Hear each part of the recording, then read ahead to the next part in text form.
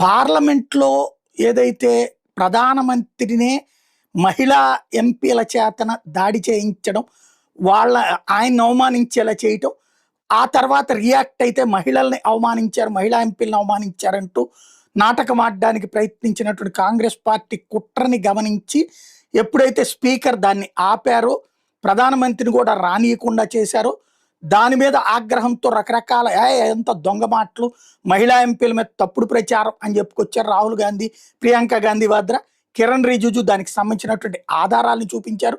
దాంతో కసెక్కిపోయినటువంటి కాంగ్రెస్ పార్టీ తర్వాత వెళ్ళి స్పీకర్ ఛాంబర్లో స్పీకర్ని దుర్భాషలాడుతూ వచ్చారు. స్పీకర్ మీద దారుణమైనటువంటి పదజాలం వాడారు. స్పీకర్ లొంగకపోయేటప్పటికి స్పీకర్ మీద ఇప్పుడు అవిశ్వాస తీర్మానం పెట్టుకొచ్చారు.